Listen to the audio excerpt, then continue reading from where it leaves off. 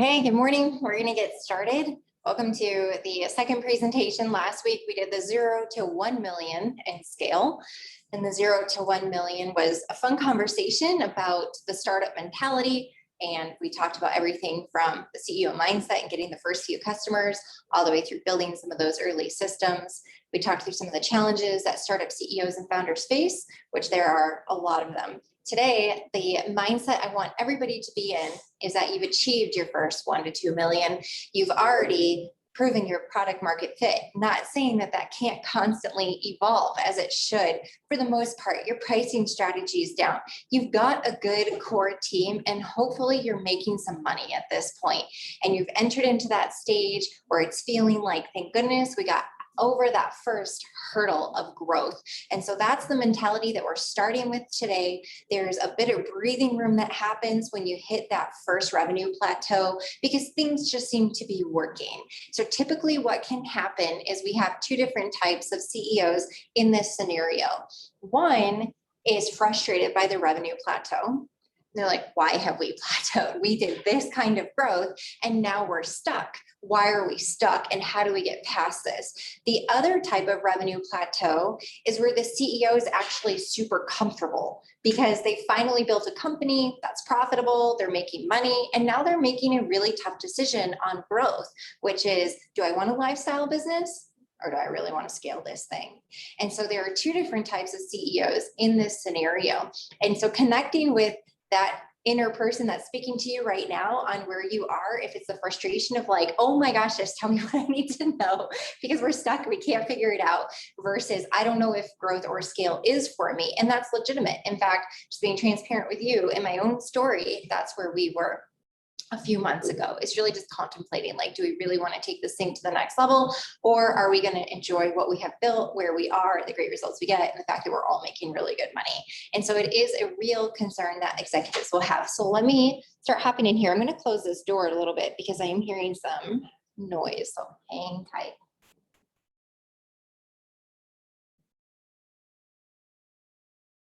Sure, people will find us. Lyndon will help. All right, so here's a little bit about me. If you don't know who I am, there's a plethora of information on the internet to figure that out, but I'm a former top salesperson. I became a CEO. My passion, my God-given talent, purpose on this planet is to help other CEOs scale their companies. For some reason, revenue generation, it comes easy to me. It's fun. I have a clear vision and a path for what it looks like. And we've built a company with a lot of people that think the same way that I do, but this is what I was put on the planet to do. I absolutely love everything with sales, marketing, customer success, and scaling companies. Here's just a glimpse at our amazing team. For those of us joining us in person today here in the Dairy Block in downtown Denver, half of our team works out of this office. The other half is spread across the country. So if you see any of these familiar faces here, don't be a stranger. We would love to say hello. We're going to cover a lot today. All of these resources that we talk about are available on our website. And I just want to make sure that you know these resources are there. Let me walk you through what they are. I will reference them again throughout this presentation. This first one is our complete guide to our methodology and process for scaling. Now, it talks about the holistic revenue strategy, not silo, how to combine marketing and sales, digs into customer success, revenue operations, the other key critical components. On this, and we have a marketing audit checklist, then we have a sales audit checklist, and a RevOps audit checklist. Why is this important? We'll talk about this more towards the end of our time together today, but you have to understand how to audit your existing environment to determine your current state so that you can see the gap between your current state and desired future state. And so those audits are available. We also have a 12-month outline of what you may want to implement within your company step by revenue department, which are typically the most common gaps that we see with second stage scaling companies of what they need to look at within their company. So it could be a great checklist for you on what you need to do internally in your organization. We've also created this second stage scale checklist, things that really harness around the data people process to understand, are you ready for scale? Because it's one thing to want to scale your company, it's quite another to actually be ready to embark on that journey. And so this checklist just helps get you in the mindset and understand what you're really in for. And so that could be a great asset for you as you head on this journey of growing your company. Okay, let's talk about the overwhelming thoughts of CEOs who hit revenue plateaus. I've already given you the introduction that there's two different types of mindsets here with the CEO. One that we want to talk about is that growth can be scary. And so you think as a CEO, we finally made it to our first 1 to 2 million in revenue. Now what? And again, bear with me, that 1 to 2 million, your plateau might be at 4 or 5 million. It could be at 750,000 in revenue. These are just generalized numbers. Sometimes you don't hit your revenue plateau until you're 10 million. Some of our CPG and consumer brands, customers, our clients, they are at like 60 to 100 million before they're hitting their first plateau, but they have a super small sales and marketing team.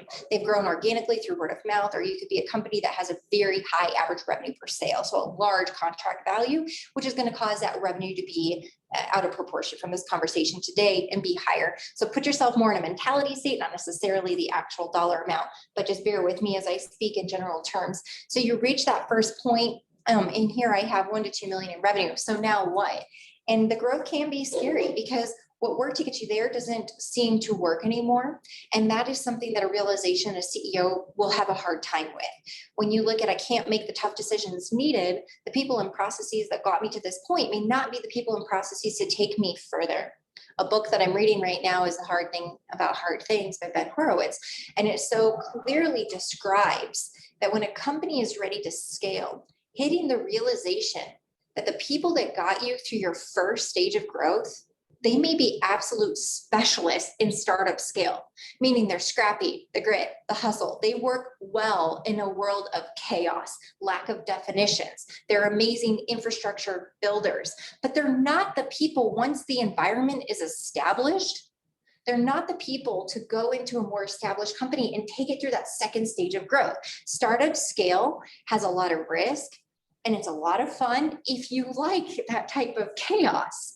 Well, when you start to get more routine, do you know some people actually aren't thrilled by that environment?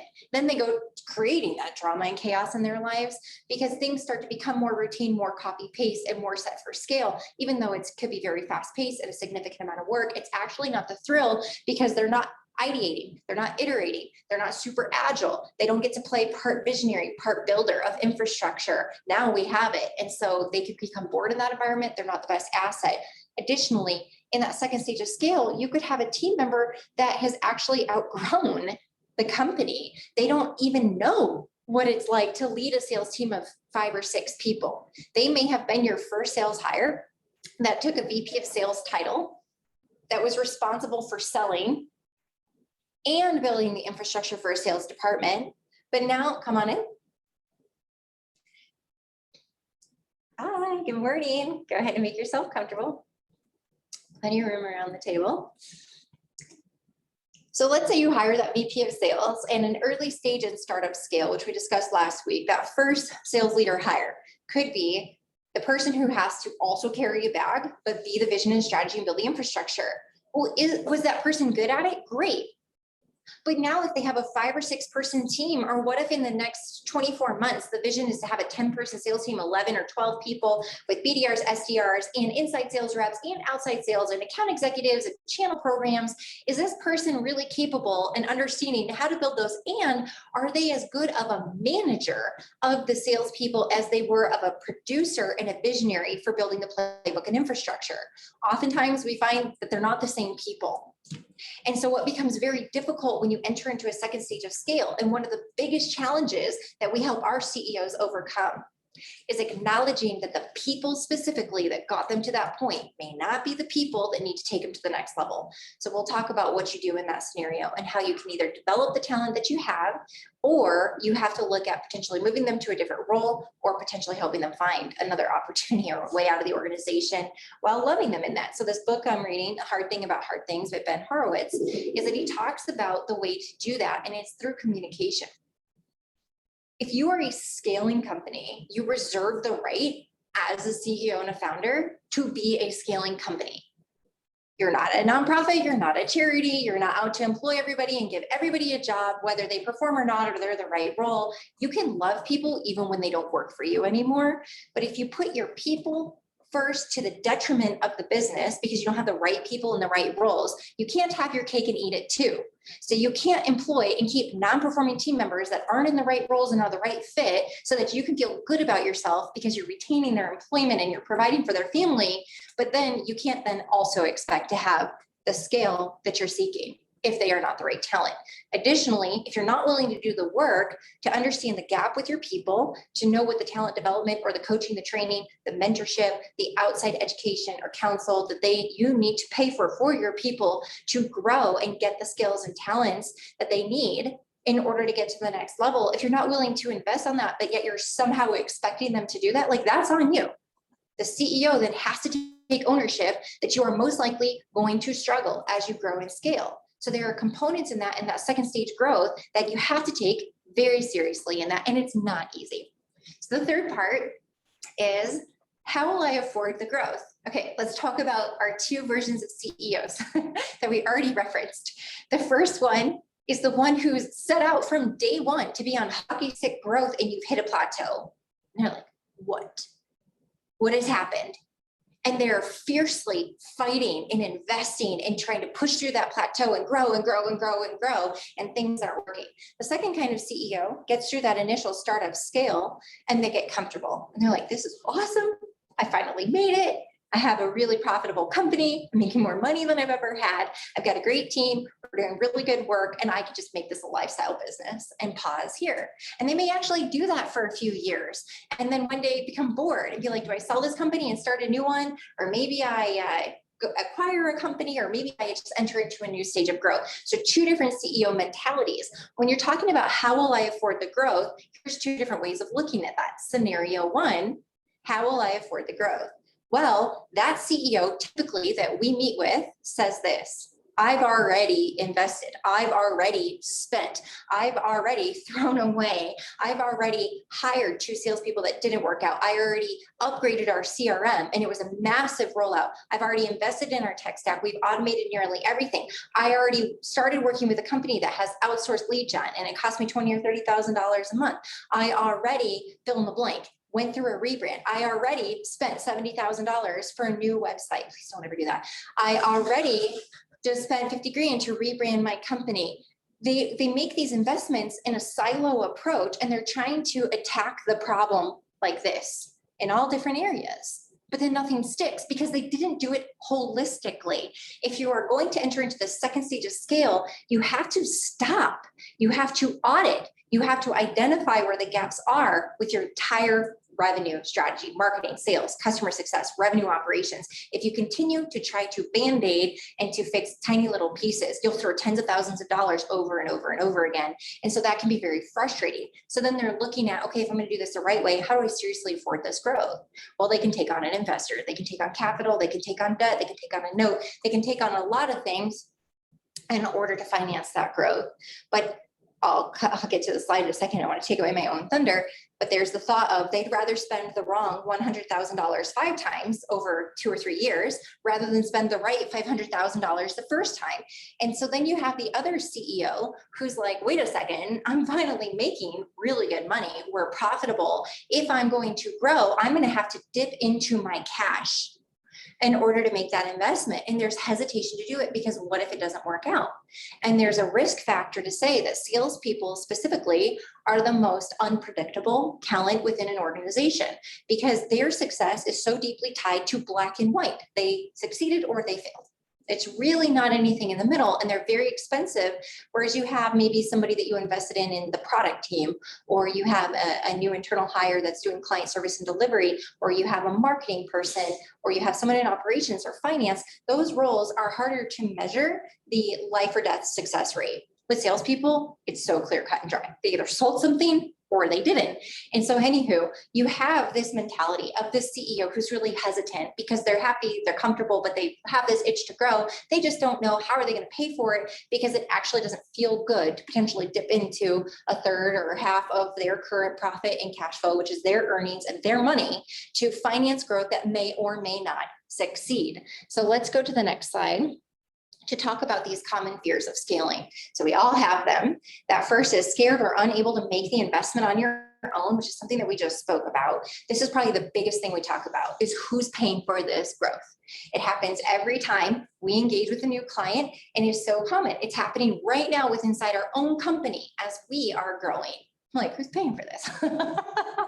And it's me, by the way, it's coming out of my earnings because we finally hit that point where we are profitable and successful and we're having great results with our clients. And it started last year. We cracked the code, we figured it out. So I'm the CEO who's comfortable, but looking at the growth, like, wait a second, I gave up my sales career, making hundreds of thousands of dollars a year to go to making nothing, to build this company. And I finally get to the point where I'm making money again and doing well. And I'm like, great, now it's going to grow. It's coming out of my pocket.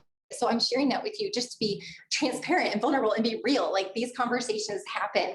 So the next would be PTSD from over promising, under delivering salespeople who don't produce. And, I use the term PTSD lightly here. I understand that's a very serious health illness and medical illness. So I don't want to use that term lightly, but it is real because with a lot of the CEOs that we engage with and that I've worked with, and even from my own experience, we used to have a salesperson in our second year of growth, is we have this trauma that we have to overcome as CEOs of salespeople who didn't work out. It's like the number one position in a company that doesn't work out. In fact, CSO Insight says that 54% of salespeople achieve their quota. So that means that 46% are failing. Let's just round it, 1 out of 2. You have a 50% fail rate on this position, and they're typically expensive. They're tough to manage. There's a lot of hiring and onboarding that goes into that. And also it's your market reputation.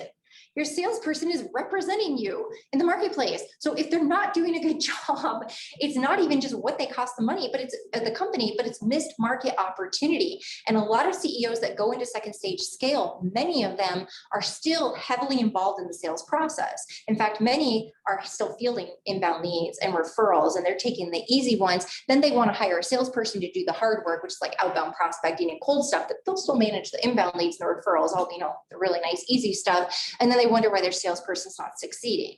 And it's like, well, you've never had an outbound program because your business has grown off of word of mouth and referrals and the inbound leads that do come in, and the CEO or founder can close and sell at a rate that normal salespeople can't because they have clout, they have credibility, they can speak about their company in a way that a salesperson never will. They understand the problem they solve in the marketplace, and they can connect with the other buyer. As an executive, as a CEO, if you're selling to another executive, there's a lot of clout and there's a lot of trust.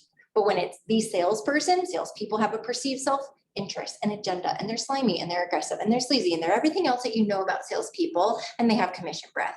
But yet the CEO, that's the prestigious one. And so people are more inclined to buy from an executive. And so a lot of CEOs struggle in this area to build the right ecosystem to hire their sales team and to build a high-performing sales culture, because they have this expectation that a salesperson is going to come on and do it nearly anywhere as good as they can. And that's just an absolute false. Now, if you have a CEO who is not a sales professional, meaning they are super technical, so we have a lot of technical founders in our community, and sales is a 4-letter word to them. They're allergic to it. They have no idea how it goes. And they've actually struggled tremendously in growing their business because they just don't have that natural ability to sell and market themselves, carry on a sales conversation. A prospect could walk away going, I didn't even understand the acronyms that person was using. They went so into the weeds.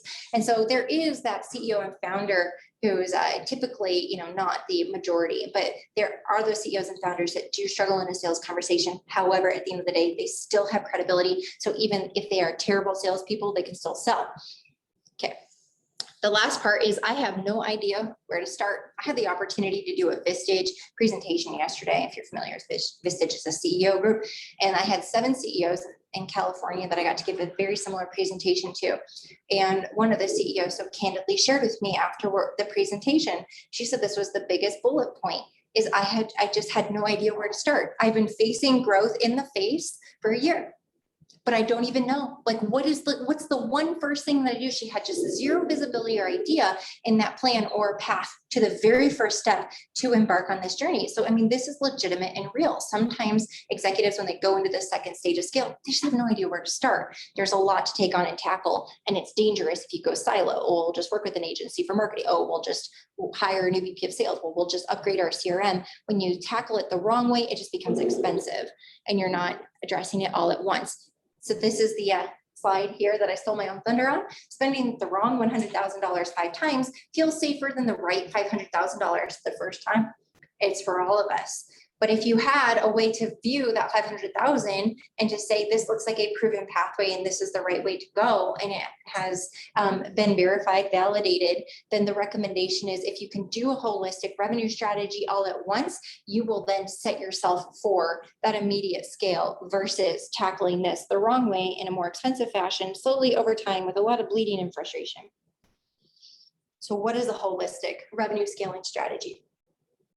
I'm going to give you a little bit of our story. When we started this company, we were under the name Sales BQ 3.5 years ago. And my mission and my heart was to help small business owners build a sales team. Because I grew up in sales and I was a top performer. So I was like, I know a thing or two about sales. I'm going to go solve this problem. Great. So 18 months in, we've built these great sales teams and they're hitting ceilings. And the CEOs are disappointed because the sales just weren't where they thought they could be. Well, we never had in the early days a say in our clients' marketing or their revenue operations, the tech stack, the automation, or in customer success. Okay, if you only invest in your sales team and you only put the focus on sales, or if you only put the focus on marketing, or only put the emphasis on building out a brand and lead gen, but you don't put any effort into sales, then you don't have a holistic strategy and they're not working hand in hand and you're not solving the problem. That's where we got smart and we doubled down and we organically grew our marketing, customer success, and revenue operations offering. So now when we scale a company, it happens in a very quick time frame and it's holistic because we are addressing down the line every single one of these items at the same time, building a single funnel, which I'll teach you today. So when you look at a holistic revenue scaling strategy, we start with awareness, then we go into attract, engage, nurture, we close and win the business, we onboard, we delight, and then evangelize, meaning we create brand ambassadors. And these people are proudly talking about your company, and that leads to more demand and inbound leads coming in. So with that, you can see the overlaying. This graphic is a little bit hard potentially to see. The real light color is marketing. So marketing is predominantly stronger on top of funnel with awareness and attract and engaging. But it extends here into this delight and evangelize because marketing so rarely plays the role that they should within an organization. Like all of a sudden companies think, well, they're top of funnel, so we got leads, so marketing's done. Like bad, wrong answer. Marketing should exist throughout the entire life cycle of your customer.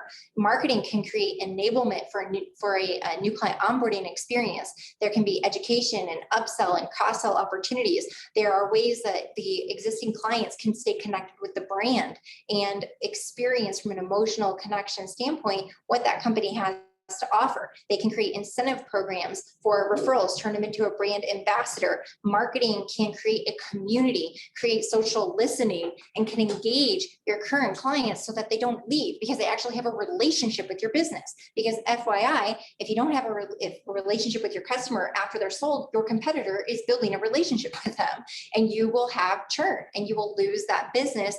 And it shouldn't just be on account management or customer success. Marketing can play an absolutely brilliant role in supporting the life cycle of the customer and not just be top of funnel. But then you get into sales, and sales is our light green color here.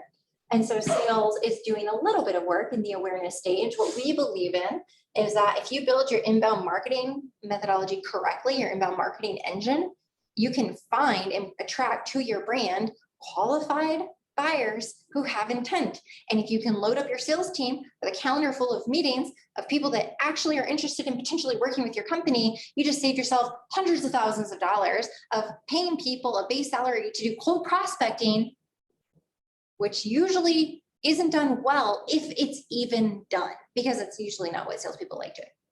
So therefore, take that money, save yourself a few bucks, invest some of it in marketing, produce an inbound engine. So we actually, with our clients and our teams, take a little bit of emphasis out of cold prospecting from salespeople, since it tends to be the Achilles heel of sales orgs. And we put that on marketing, and we have a way to make that happen.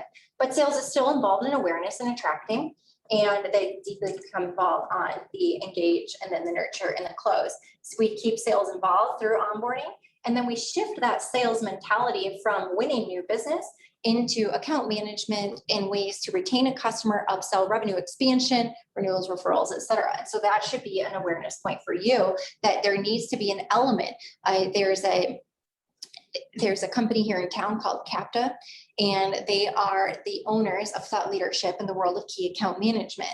They have defined the space so clearly and so brilliantly, and they actually have a software that helps layer onto CRMs for account managers, because I feel like account managers are lost in the world of revenue generators. People can't even define what an account manager does. In any company, it could have a different definition. And by the time you onboard a customer, who's responsible? Client service, customer service, tech support, the sales rep? Do they go back and maintain the relationship? Who's doing the renewal? Is there churn? Who's responsible for that? Do you do surveys? Do you understand the penetration that you have into your product and service set with your current clients and what the upsell and cross-sell potential is? Do you have incentives? Like, what's happening there? And so CAP does an incredible job of owning that in the market space and defining account management and actually producing a technology that helps them in that and having account profiles and being clear in what that is. So having a purely defined account management strategy is absolutely critical. Then you look into customer success, and customer success, the reason that there is a loop here in awareness, attract, and engage, customer success should understand and be somewhat engaged, especially as the buyer is moving in further down into the funnel about the company. Have you ever bought a product or service, or maybe you have this challenge inside your own company that when the client goes into new client onboarding, they're like, so tell me about your company. What a blow to that new client who just potentially went through a 2 or 3 month process with a salesperson, potentially a sales engineer, explaining all their problems, and they get into new client onboarding. Sometimes they just get emailed a questionnaire and it's like, fill out all this information about your business and your company and the contacts and your problem and what you're subscribing to and all this information that we already have because the salesperson already answered all this, but there's this complete disconnect between what's happening in sales versus what's happening in customer success. And so having someone from client success involved in the middle to bottom of the funnel and having some representation to allow that client to feel comfortable about coming onto the product or service, being able to be a part of a really comforting implementation experience, and then migrate into customer success is a big deal. So then, of course, they're playing the biggest role with onboarding, delighting, and evangelizing. Then we have revenue operations, and revenue operations is our darkest color here. Revenue operations is the glue that holds everything together. It can be defined as the technology stack, which would be everything in marketing, sales, customer success, that is aligning with the buyer's buying journey and the way that each of the professionals within the marketing, sales, and customer success team need to do their job to support the client with their relevant function. And so we are a HubSpot solutions partner. It's a technology that we have put all of our eggs in that basket. We absolutely love it. It has performed brilliantly for our clients. And what this does is it takes down all the walls between marketing, sales, and customer success. It's one single platform. And then that life cycle of the customer is completely seamless. Everyone can see everything, and it's a really great experience. We'll dig into more on RevOps. There are other ways to automate other components. I'm just gonna turn off these lights here so that it's easier to see. Thank you. Screen. I was really curious what you were doing. Sorry. I know you were trying to do that very sly. Like, no, I have to ask. I don't operate well in the world of gray. Okay, so thank you. So revenue operations can be not just the HubSpot technology or CRM technology, but it is all the automation. We are huge fans when entering into that second stage of scale. You should stop asking people to do work manually that can be automated. Like, pony up, put the investment into the cash, into the technology, into the automation. Some of our companies that we go to work with, they're like have reps manually editing a Word doc to put a proposal together, and it'll take them like 2 hours. You know, there are technologies for this that automate this process that look very customized and beautiful. I mean, there's people still waiting for manual signatures on documents. Like, automate things that should be automated. When you're entering into second stage of scale, it's no longer the time to be penny pinchers on certain items. It's time to invest. It's time to automate, because when you go into scale, you want to copy, paste, not have chaos. And then like scaling chaos is just not exciting or fun for anyone. It's expensive, it's frustrating, and it makes executives work 100-hour work weeks. Okay, let's talk about these steps of building your holistic revenue strategy. First, this is my heart to heart with all of the CEOs in the room that are looking for sales unicorns to work for them. So let's just break this down of what a sales unicorn is. One, they don't exist anymore.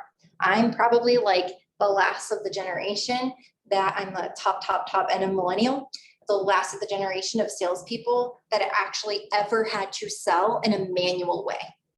What I mean by that is when I was selling, even though I was selling for Paychex, which is a Fortune 1000 payroll and HR company, I sold in the up and market, mid-market, upmarket. The company is known for small business payroll. Every piece of marketing, the website, the case studies, the financial reports, every piece of information in the public domain that you could find about this company. And also 90% of the client base is under 20 employees. And I'm trying to sell 2,000 employee companies. I had no clout, no credibility. I didn't have a huge book of referenceable clients. I didn't have published case studies. I didn't have anything on the website that said we are fully capable of handling an upmarket client. And so the competition would have a field day with me. It was also very hard for me to engage and open up conversations with prospects because they're like, Paychex, that's like for startups. That's for small companies. That's for small business. We're 500 employees. We would never talk to Paychex. There's no way you can handle our complexity or your needs.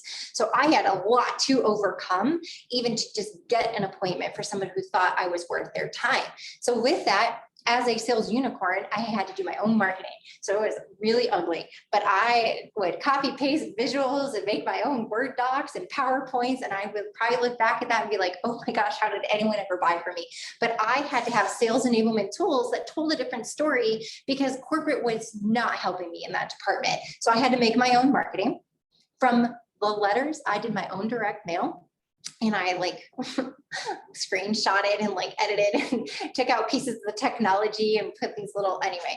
So on my own direct mail, I made those pieces myself. I used my own marketing messaging. I identified the problems that I solve for that type of client, put it into letters. I made my own case studies. I went to our own clients and did my own voice of the customer research. I did all of that on my own because I didn't have a leg to stand on while I was prospecting. And I decided to do something about that so that I could compete in the mid and up market. So as a sales unicorn, I did all of that by myself. Now, by the way, the company in 2006 did a huge migration from Act to Salesforce. I got to be a part of that committee when I started as an admin.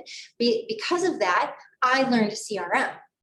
And I actually learned it in a way that I had some appreciation for it, which, by the way, salespeople don't have appreciations for CRMs, and I'll cover that in a second. But I had an opportunity to be a part of a committee through this mass migration. And so I learned a lot, and I actually had an appreciation for using Salesforce. I knew how important it was. So here I am as a sales unicorn. Again, they don't exist. I had appreciation for a CRM and actually used it. I manually sent every single email that I had throughout my entire sales career. There was never any automation. There were no sequences. I built my own cadence. I built my own series of steps. I figured it all out because we didn't have a playbook. We didn't have a manager my manager was 16 years with the company, but had 15 of those 16 years in management. So the last time he ever sold anything, I'm like, there's no sales strategy coming out of this man. Like, he'd beg to go on sales meetings and I have to kick him under the table because he's asking prospects questions from 1980. Like, if you could wave a magic wand, I'm like, we don't say that. In my sales meetings, he was so deficient from a sales enablement standpoint in helping me level up. I had to find it through my own research, my own outside training, reading books, listening to books on tape back then in my Dodge Durango. I'm just saying, it was the sales unicorn. These people don't exist anymore. I also built my own database manually. I attended every networking event in this city. Whether it was good or bad, I was just on a hunt for business cards, and I would sit there in the CRM and I'd hand enter all the data, and I would go through and I had my telemarketing blitzes, and I was my own research and data analyst, and I updated all the records. LinkedIn came around. I was manually taking contact data out of LinkedIn. Shortly thereafter, they did create an export tool. And so I was using the export tool and benchmarking against my CRM to ensure that I had clean and accurate data. Salespeople don't do that today. I'm telling you, this is a sales unicorn. That's what I was doing. I also learned the technology myself that I was selling because the sales engineer was one shared sales engineer with a ton of salespeople, and his schedule was awful. They get time on it, and I wanted to move my deals fast. And so I learned the technology, and I learned how to demo it. And I was the first rep to ask for the WebEx account. Oh my gosh, the technology is super outdated. But I was the first one. Corporate didn't even want to give it to me. I said, look, I'll pay for it. It was like $100 or whatever. And then they didn't want to give me a demo account because a salesperson couldn't be trusted with a demo account. I'm like, you got to be kidding me. So I asked for these things so that I could enable myself, because I didn't have sales enablement. I didn't have marketing. I didn't have people setting appointments for me. I didn't have any automation. I didn't have a prospect lead database, but I was $1 million producer and the #1 rep in the company. But I did it because I was a sales unicorn. And still there are sales unicorns out there, but they're not available to be hired by your company right now to do sales. They are CEOs, they are entrepreneurs, they are leading global sales organizations, making $500,000 a year, if not more, with their RSU, and they've got 500-person sales teams or whatever it is. The sales unicorn has grown up. They are not available for hire. Yet we have all these CEOs that are like, that salesperson you just described, I'd like to hire 5 of them. And I want to make sure that they were the #1 or #2 rep in this industry at another company, preferably with one of our competitors. I'm like, people, you got to learn to play to averages with your sales team. 54% achieve quota. So that's the other component is we'll have executives building out these sales team quotas. And I'm like, where'd that number come from? Well, we did this last year, so we are going to grow by 20%. I'm like, great. From which division? From which line of business? From what geographic area? Show me the report that you pulled. What data? Why does this territory have the exact same quota as this territory when your company's located in this territory, and out here, your competitors located in this territory, and you have a much bigger saturation of your competition and no name brand recognition, but these 2 reps have the exact same quota. This one has failed 2 years in a row, and this one's 200% of quota, but you want this person to perform at this person's level. Like, this doesn't make sense. This doesn't work, but that's what we walk into all the time, is that the sales ecosystem is not set up for salespeople to succeed. And these executives want these sales unicorns. I'm just telling you, they don't exist. Can I tell you who does exist? Who is in the talent pool today?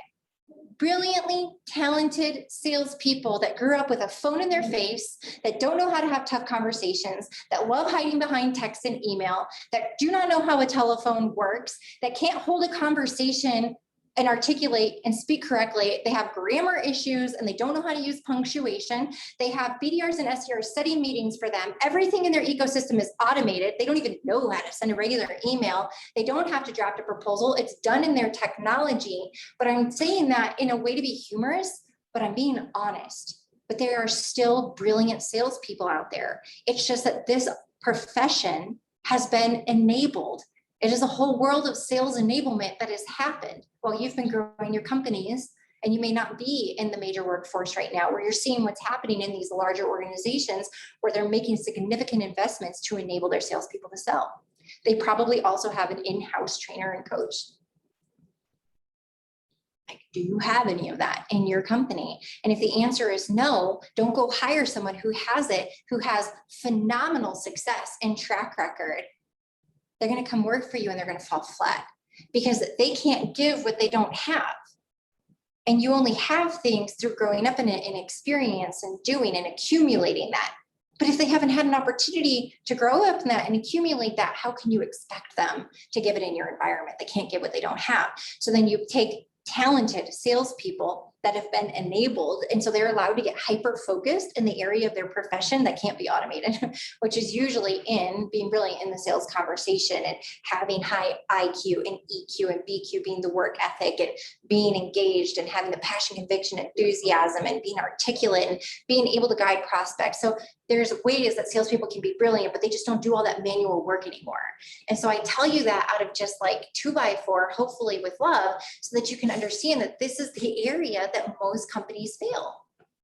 And I've even had up until presently this year, we still have a CEO that we're currently recruiting for that wanted to offer a $45,000 a year base salary with a $130,000 upside on comp and couldn't possibly understand why that is not attractive, and dug his heels into the ground as I refuse to pay more. Somebody out there will want to work for that. And I'm like, no salesperson anywhere wants to work for that. That is not how salespeople comp has been. A salesperson would rather have an $80K base salary with a $100,000 upside than a $45K base and $130 potential earnings.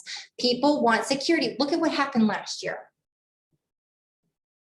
Do you really think a salesperson wants to go work in an environment with a small company, because he's one of our smaller clients, a small company without name brand recognition, without this long tenure in operating, and take on the risk of a low base salary with all that huge upside? And he wants to recruit from like big companies, like Fortune companies. Like, you don't understand. It's just so different. Anyhow, I digress. The sales unicorn does not exist. You have to hire who does exist today. And you can actually employ brilliant salespeople that give you a phenomenal return if you create an environment where they are set up for success. And it's all about the sales ecosystem. It's about the inbound marketing engine. It's about having this holistic revenue strategy that we're going to dig into. I can't see the virtual people because I only have my slide deck up. So you guys are amazing. Thank you. I do have some people in here and they're so kind to me and laughing at my jokes, and I really appreciate it. Hopefully the virtual people are too. Okay, let's talk about, I'm just going to hammer this point one more time, that marketing, sales, and customer success cannot operate in silos. So stop trying to address those piece by piece. I promise you, if you tackle them all at the same time, it is going to be so powerful for you in the results. Let's talk about today's buyer. Buyer has changed. They don't want to submit an inquiry and wait 2 days for someone to respond and then go through a sales process full of friction that's fragmented and wait on the journey. Now, they want available information. People want to solve the problem themselves. Something remarkable has happened over the last few years, especially with COVID. You know, people, even at their most common consumer buys, like a car or a house, had to figure out how to do that all virtually on their own, sight unseen. You know, there's a car service right now that you can shop the car and it just gets delivered to your house. You never have to go to a dealership and you may have never driven it. Same with houses. People are buying houses sight unseen. They're doing virtual tours. The realtor's going in there FaceTime, showing them everything. They would set foot in the house. People are doing research, the amount of information that is available. So if you're sitting there thinking that you can get away with a website that talks about your features and products and your services and the year you were founded and your awards and accolades, that means nothing to your buyer. They don't care. They care about one thing, and it's the radio station playing in their head, WIIFM. What's in it for me? How do you solve their problems? How are you different? If you can do 2 things on your website, please do these 2 things. Use the real estate in your header the right way. Just like on your website, on the landing page in that first part, please talk about the most common problem that you solve for your buyer in their language, in their words, not with your acronyms, not with buzzwords, not with marketing language, and not heavily focused on your AI and your whatever transformation and your buzzwords that people don't care about. Spell it out in their language right when they land on the page so that they can be there right on there and go, oh my gosh, I'm so glad I'm here. Then the continuous language. So Google did something about 5 or 6 years ago. They changed the algorithm that drives SEO. There's no more keyword stuffing. Keyword stuffing doesn't do you any favors anymore. Have you ever read an SEO optimized website? You're like choking on keywords because every word is a keyword. And then the main keywords that they're trying to rank for are like repeated in every sentence.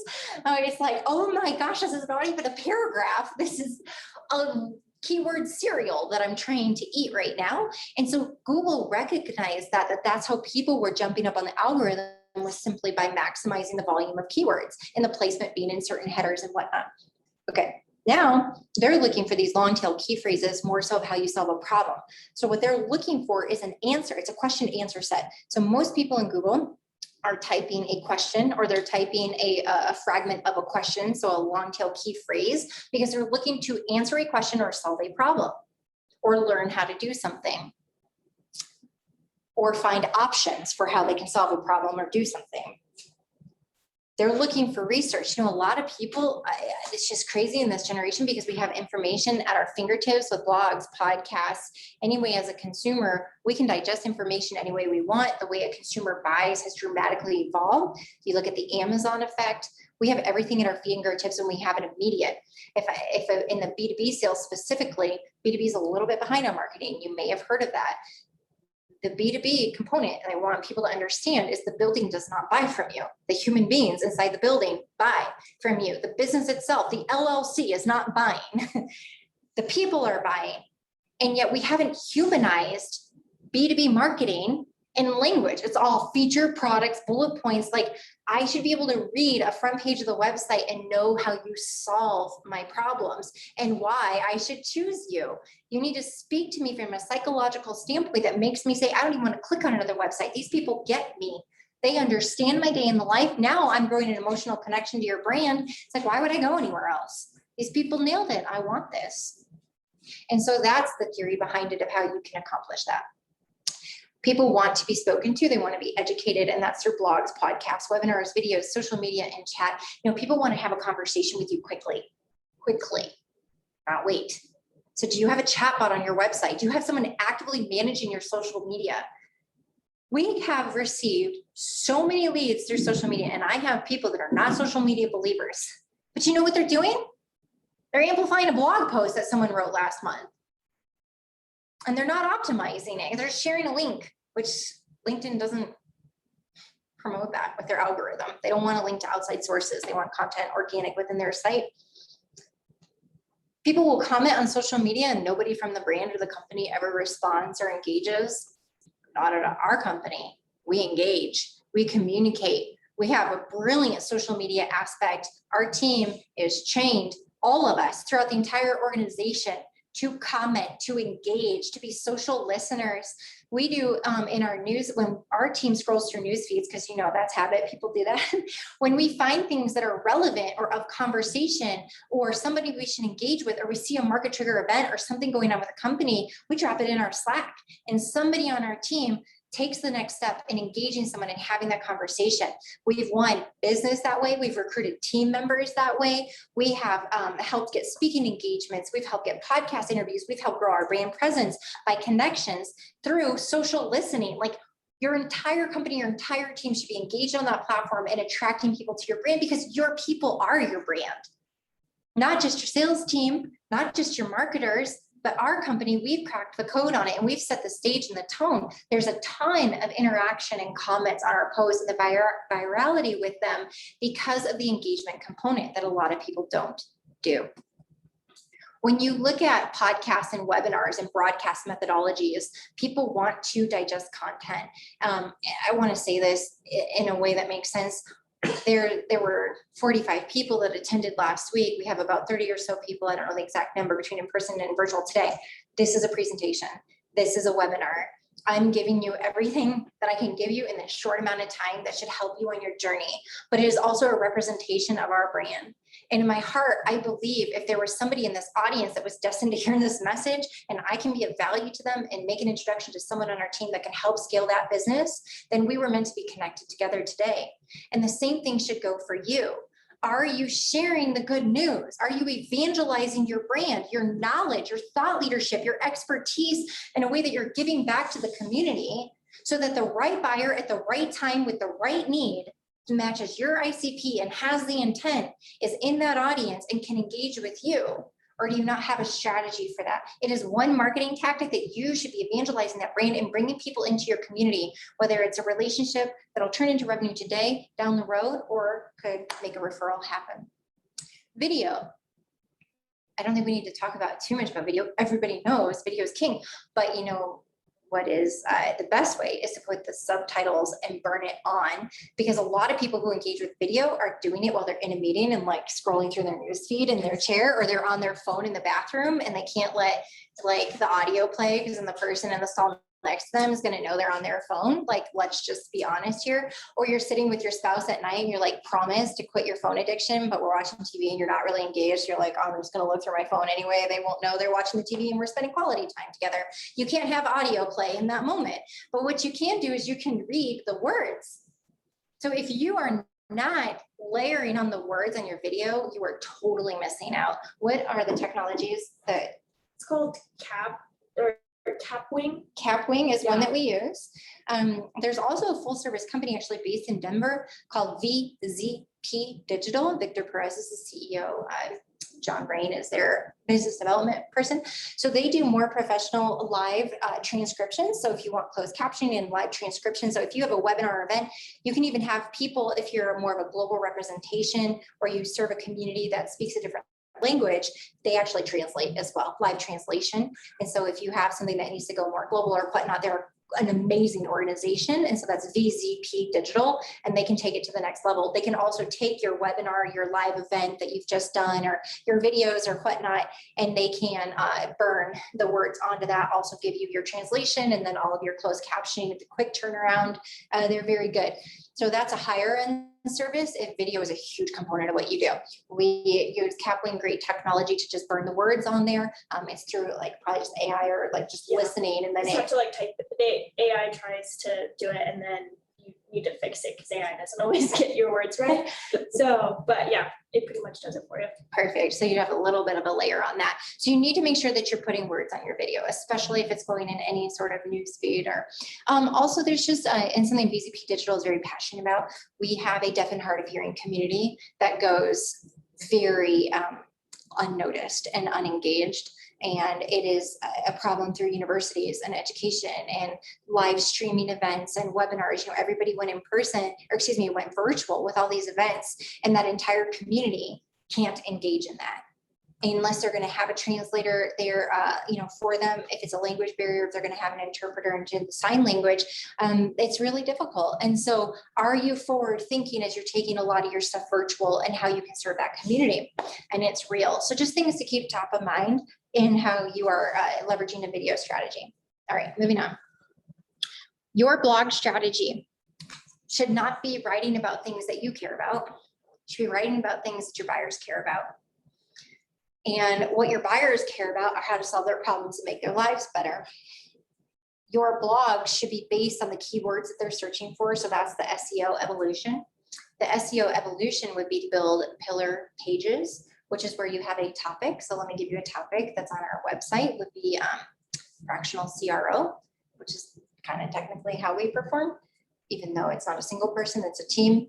The term fractional CRO is high volume right now. And so we decided to capitalize on that. And so we have whole pillar content around the term CRO and fractional CRO, which means that we have dozens of pieces of content that link to that topic, podcasts, webinars, blogs, linking articles. And so now we have a resource page that is continuing to grow. We also have paid ads, so PPC that directs back to that. And so Google's recognizing us that we're staking our claim and saying we're going to be a thought leader on CRO and fractional CRO. And so now Google is directing a lot of traffic to that. And it's a keyword that we are just continuously jumping up the page on Google. And the House of Revenue brand actually is very new. We just launched it in December. It was a break off from Sales BQ. Anywho, so we had like a domain authority of 0, like no SEO. We're starting from scratch. So to be on page 1 on Google and to be jumping rankings like this, solely through a combination of an SEO strategy, ranking for that keyword and coupling it with paid ads out of the gate until our SEO grows organically over time, and then we can reduce that ad spend. So your blog strategy and your pillar pages and your content strategy should be just solely built around what your buyer cares about. A lot of times we go to take on the content roadmap for some of our clients, and we're looking at the stuff they've been writing about, and we show them what that has turned into. And on the back end, they're ranking for keywords that mean nothing to their business. I'm like, how much have you been paying for blog writers?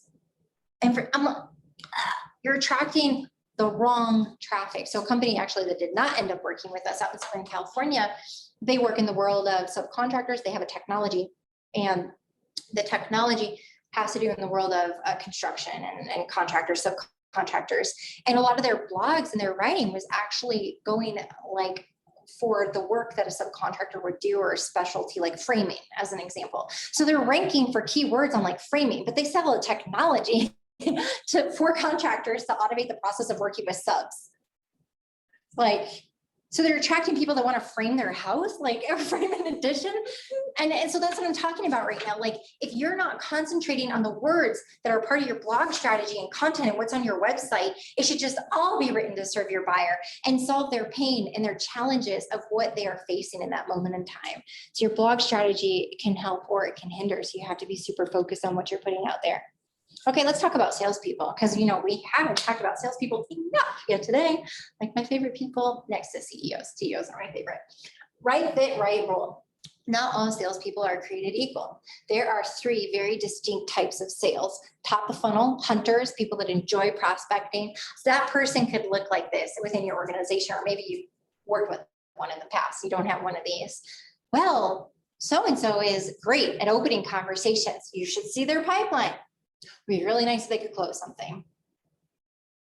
But they sure love bringing in new conversations. They can strike up a conversation with anybody. They get such a thrill out of earning new conversations and bringing relationships to the company. but the close rate's absolutely terrible. When it comes down to them actually guiding them towards making a decision, it's like poof, out of nowhere. They don't know how to ask about budget. They can't qualify timeline. They don't know how to talk about the tough conversations that need to happen with the executive buying team on making the decision to move forward. It's like they freeze in that conversation. It's not natural. Somebody that can't even talk about money and the investment step, which is very common with salespeople.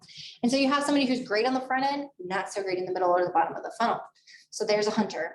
Somebody who's working more of that middle and bottom of funnel could be more, you've heard of the hunter farmer discussion. So this is somebody that's past warm opportunities, warm leads, they're qualified. And this salesperson is brilliant in the sales conversation, and they do know how to ask tough questions, and they know how to have that passion, conviction, and enthusiasm. If you're not sure, PCE, we blogs, podcasts, and gave a course on it. Do I have a course on PCE? I don't know if I did a course. Salesbq.com has free training room on there. You just get a token and then you can access it. There's a course on PCE. It's one of the things that I believe are critical for salespeople to be successful.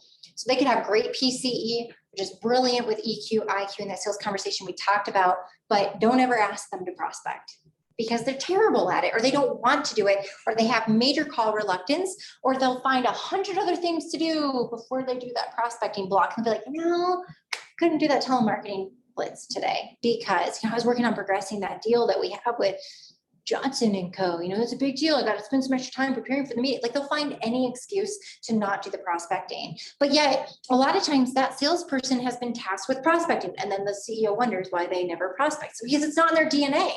They shouldn't be tasked with doing that if they're never going to do it. The third type of salesperson is an account manager, where they just don't even need to win new business. They just need to sit with existing clients. And that is an art. It's not an area that I am strong.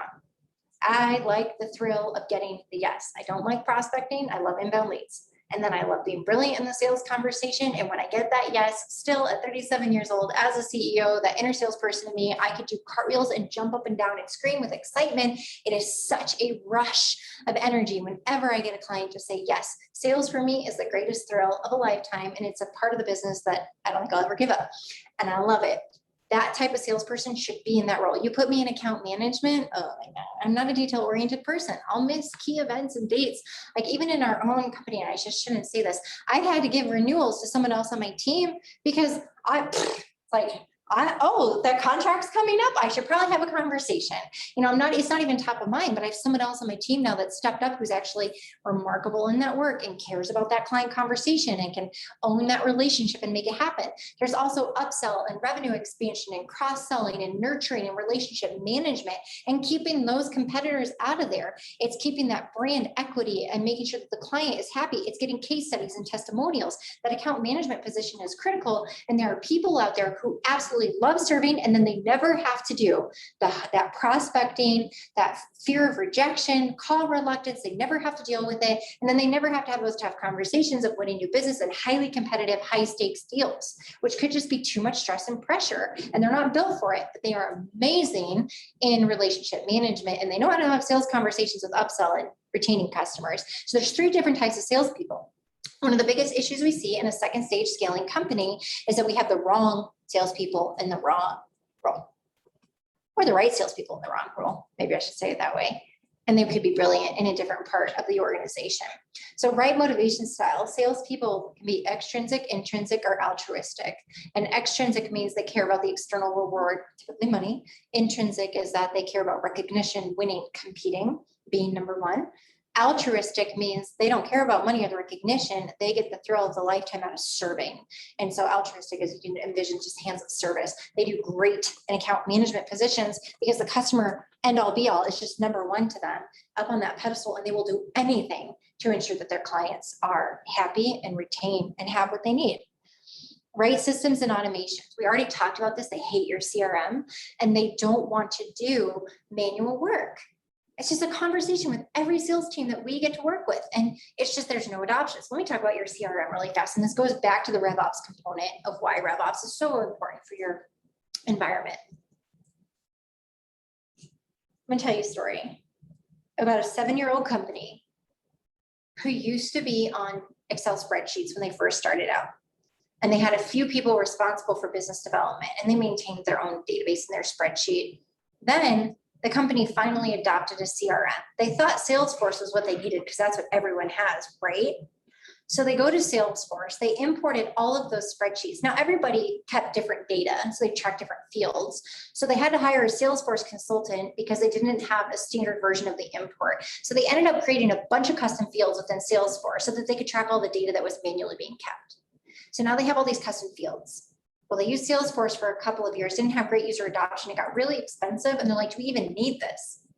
So they moved off of Salesforce and they went to a cheap CRM that they thought was more economical because salespeople really use a CRM anyway. So they moved over to Pipedrive. Well, Pipedrive is super limited.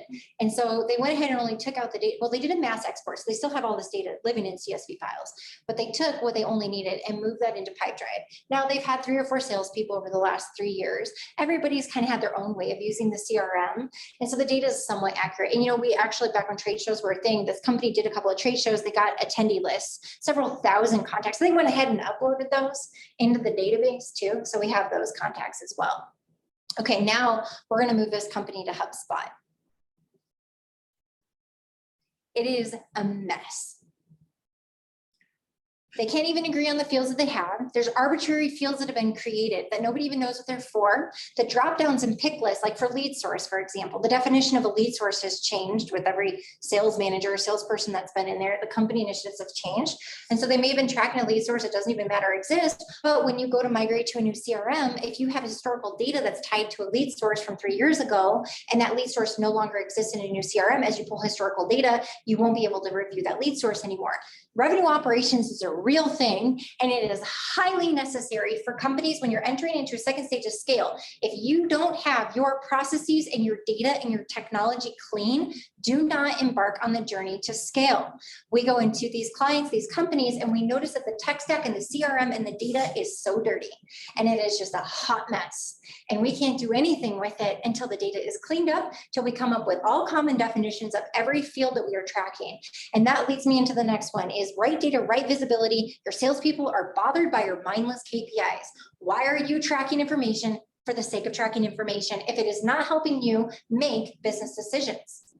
So that's another area that we help clean up. And when you're ready for second stage of scale, you can't scale arbitrary and mindless KPIs. Why? Skinny it down. Meet as a leadership team. What do we actually really need to know? Let's then scale back our CRM. You're going to have to do some mapping. If you delete old fields, you have to give those old fields a new name before you delete them. And so you can map that data and consolidate in a way that's going to be meaningful. And don't ask salespeople to track information just to track information. Like we used to have a CRM when I was selling, and we also had this beautiful weekly activity spreadsheet we were required of filling out, which is a complete duplication of what was in the CRM. To this day, I don't know why we had to do it in 2 places, but the sales manager was just like, just fill it out. Just fill it out. I don't care. I don't care. Just put anything in there. We're a publicly traded company. Like we're reporting this forecast to Wall Street. What in the world is happening? You know, and that's how it was. Like, don't ask your salespeople to do that. Salespeople hate mindless KPIs. So remove that from your culture, clean those things up when you're ready for that next stage of scale. Okay. Right process and methodology, look, off the shelf just doesn't work. I have huge admiration for sales methodologies out there, big name ones like Sandler Selling System, there's a Challenger Sale, there's spin selling, there's value-based selling, there's so many different methodologies of sales, and they're well done. You know, they have like their 7-step process. The thing is, you cannot take an off-the-shelf process and methodology and then just copy paste it into your organization.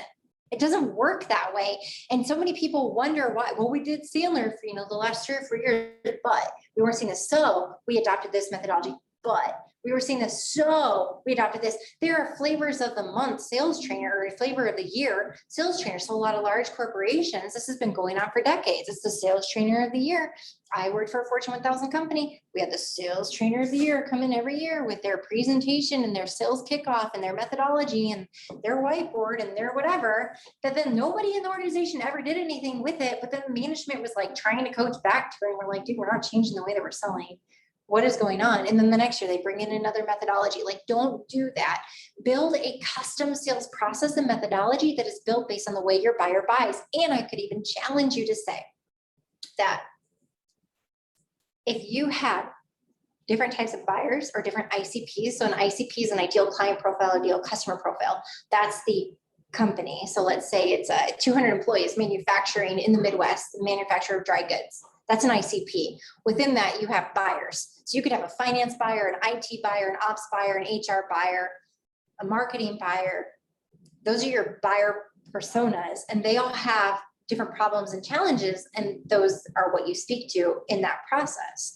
And so if you have a methodology and a sales process and methodology, if you have that ICP and those buyers, but you also sell up market, so you have an enterprise division, your enterprise division should have a different pipeline in your CRM with different selling stages, with different KPIs and metrics, because the way that you're going to have visibility into an enterprise sales team and even your enterprise marketing funnel that's leading into your sales metrics should be dealt with differently than your small business or your mid-market or your different segment or geographic location or your different line of business.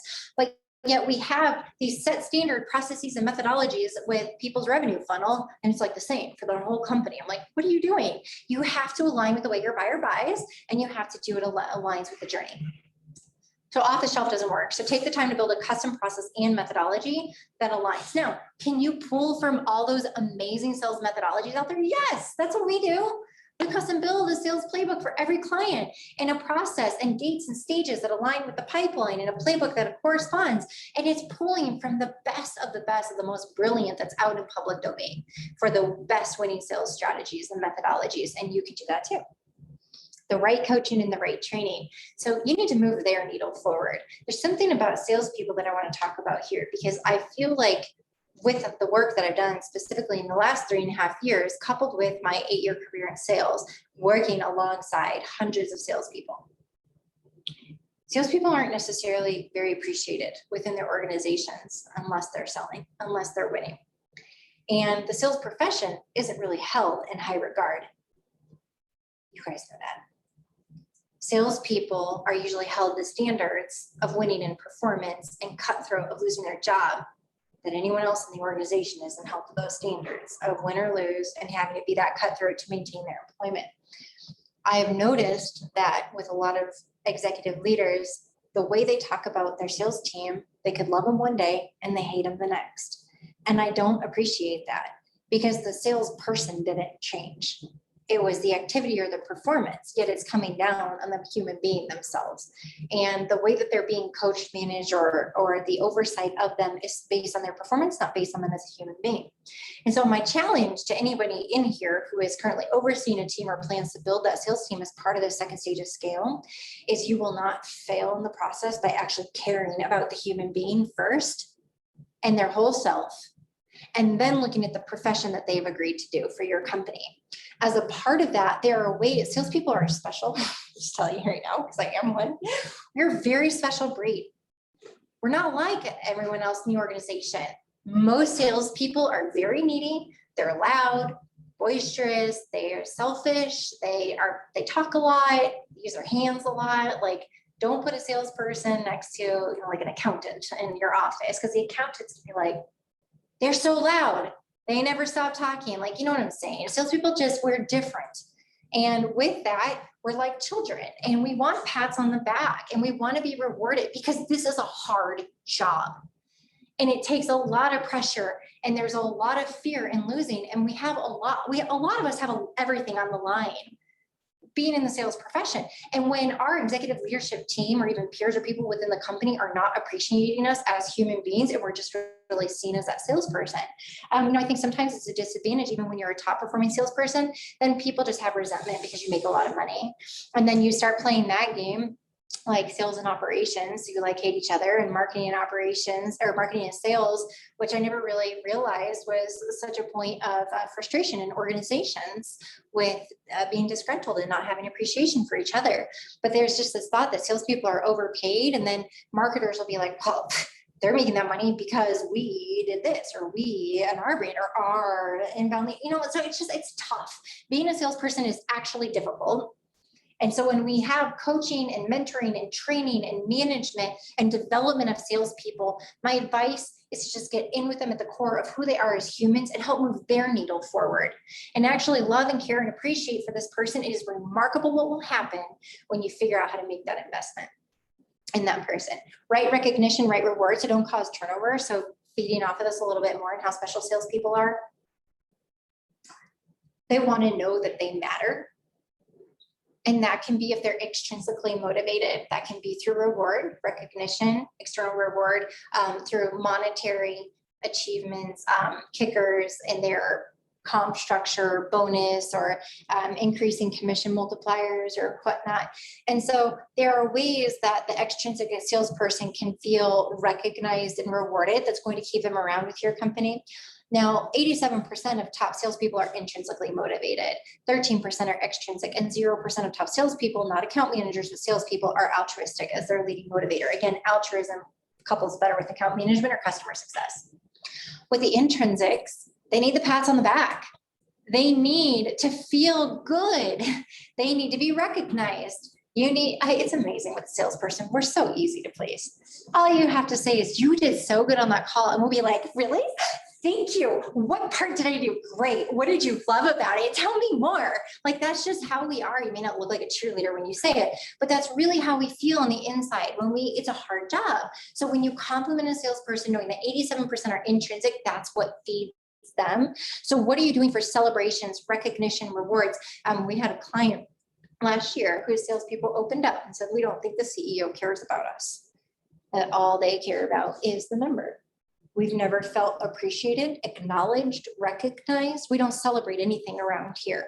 It's just expected that you win and you close deals, but a win and a closed deal has never been celebrated. We're like, we're changing that. What kind of party do you want? Like, bring in the balloons and the cake. Like, we will celebrate your wins. All of a sudden, we brought in this culture of just motivation and appreciation and catering to the way that salespeople want to be spoken to. Guess what happens? Performance goes through the roof and everybody's happy with their job and they quit complaining, and then retention. So don't cause turnover with your salespeople. This is a huge component in second stage scale. The salesperson can be your make or break. And that's why I spent so much time on this, and why I've talked so heavily. I didn't talk about salespeople like this in the last presentation, in the 0 to 1 million scale. Because in the 1 to 20, your sales team is going to have a lot of pressure on them to perform. And these are often the components that are very overlooked. And so I'm hopeful that you took notes on this today, and these are helpful for you. So now that we know how to build a high-performing sales team, let's talk about the revenue machine, or the revenue engine. The buyer has 3 stages in the way that they buy: awareness, consideration, and decision. When the buyer is in awareness stage, they may or may not fully understand that they have a problem, the magnitude of the problem. When they're in consideration stage, they get they have a problem, they understand that it's costing them money, or that it's causing a situation that's not desirable, and they're seriously, heavily considering doing something about it. In the decision stage, they have decided to do something about it, and now it's just who's going to be that partner with them. We have a way of building a holistic revenue funnel that I want to talk about today, and this is our preferred methodology and way of doing this. Now, we are talking about a second stage of scale. So I'm going to speak in terms that you already have a lot of these things established, or it might be in the infancy of it. The first is to clean your database. So salespeople will be driven crazy, as will marketers, and marketers just won't be successful if they're marketing to a prospect database that isn't clean. And that is a huge issue. You should have a cleansed list. So we partner with Science. So they have a location out here in Denver and also in San Diego. CIENCE is their name, and they're our database partner. Here's what they do for our clients. They take the existing database, download it, so whatever's in the CRM, and then they human verify every single line item, and it's called data enrichment. And here's what they do.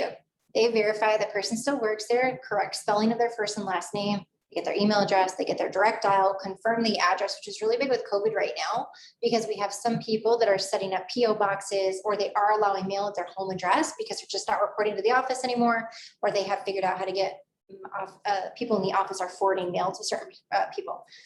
So they can figure out an address, which is a big sticking point. We'll get their LinkedIn profile, other social media handles if that's important to the business. We'll make sure we have their correct title function. We can look at the length of tenure, how long they've worked there, any other markers on the contact that are meaningful to you in the way that you market or sell. So they take that list, they will cancel out contacts that no longer exist, no longer work there. And if you want a replacement of that contact, they can add it. So if you're going after Susan Jones, who's the director of marketing at ABC Co. And Susan Jones no longer works with this company, but Fred Smith does. Now we pull in Fred Smith and we have all of Fred's contact information so they can actually replace a contact. Another thing that they can do, not even at the contact level, at the company level, is make sure you have ICP Match. So we've talked about ideal customer profile. If you know your ideal client is 200 to 500 employees located in the Midwest, and they're in one of these three industries, and they do X amount of revenue, if that's your ICP from a demographic, static, or geographic standpoint, you can hand that over to science. And so science will take your database and tell you who's a percentage ICP match. Because you probably have people in your database that really aren't a qualified prospect. Why do you want to market to them? Why would you want a salesperson spending any time calling somebody who's not even an ICP fit? So they can do ICP match at the company level before they even go through on those contacts and clean them up. What comes back is worth its weight in gold. It might cost you $5,000, $10,000, or $15,000 for this exercise, but my golly, it's going to save you hundreds of thousands of dollars in the future of wasted base salaries for marketers, salespeople, and missed market opportunities because you're not prospecting to the correct people. So we partner with science to do that. Now you can manually do that. You can do it through Zoom Info. There's services like Apollo that have contact information, and then you can nominate someone on your team to do this glorious position of a research analyst and clean up all of your data. You're going to pay for either a full-time or part-time contract person or temp help, or you can hire a company to do it where that's what they do and they're billing in the work. But I recommend whether you use science or you do it yourself and a third party, this has to be step number one. Working with dirty data is absolutely pointless. So clean up your prospect lead list. We believe in a methodology that's called ABM, account-based marketing, and ABS, account-based sales. What that means is it's not a spray and pray approach.